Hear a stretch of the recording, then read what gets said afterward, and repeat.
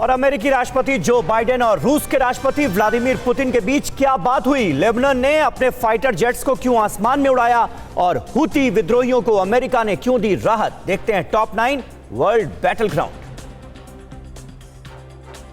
America के राष्ट्रपति बनने के बाद जो बाइडेन की पहली बार रूस के राष्ट्रपति व्लादिमीर पुतिन के साथ फोन पर बात हुई। बातचीत में पुतिन ने कहा कि बाइडेन को दोनों देशों के बीच संबंधों को सामान्य बनाने के लिए कदम उठाने चाहिए। पुतिन और बाइडेन के बीच हुई बातचीत में अंतर्राष्ट्रीय मुद्दों पर भी चर्चा हुई। दोनों नेताओं ने मिलकर काम करने की सहमति जताई और कोरोना वायरस समेत दूसरी समस्याओं का मिलकर सामना करने की बात कही।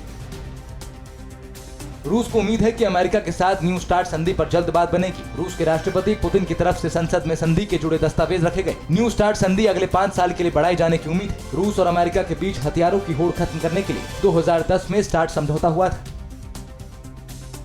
फ्रांस ने कहा कि ईरान अगर 2015 के परमाणु करार को फिर से लागू करना चाहता है तो उसे अपने वादे को पूरा करना होगा। फ्रांस ने कहा कि ईरान को अपने परमाणु कार्यक्रम से पीछे हटना होगा, तभी यूरोपीय देश उस पर लगे बैन को हटाने का समर्थन करेंगे।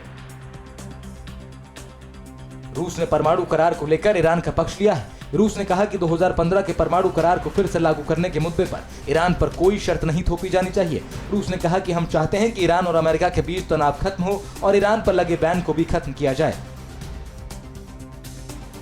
अमेरिका में जो बाइडेन के राष्ट्रपति बनते ही ईरान और अमेरिका के बीच संबंधों को सुधारने की कोशिश शुरू हो गई है। कतर ने कहा कि वो अमेरिका और ईरान के बीच संबंध सुधारने के लिए मध्यस्थता करने को तैयार है। इजराइल की एयर स्ट्राइक से नाराज लेबनान ने अपने F-35 फाइटर जेट्स को बेरूत और दक्षिणी लेबनान के आसमान में तैनात कर दिया। लेबनान को डर है कि इजराइल आतंकी संगठन हिजबुल्लाह के ठिकानों को निशाना बनाने के लिए बेरूत और दक्षिणी लेबनान पर एयर स्ट्राइक कर सकता है। अमेरिका ने यमन के हूती बागियों पर लगे बैन में थोड़ी राहत दी। बाइडेन प्रशासन ने अगले महीने के लिए हूती बागियों पर लगे आर्थिक प्रतिबंध को हटा दिया है। ट्रंप प्रशासन ने आखिरी दिनों में हूती बागियों को आतंक की लिस्ट में डाला था। यूएन ने भी हूती बागियों पर लगे बैन को लेकर चिंता जताई थी। अमेरिका ने सऊदी अरब को भरोसा दिया कि वो यमन के हूती बागियों की तरफ से होने वाला अटैक से उसकी रक्षा करेगा। यमन के हूती बागी लगातार सऊदी अरब को निशाना बनाते रहे हैं। यमन में सऊदी अरब हूती बागियों के खिलाफ सरकार की मदद कर रहा है।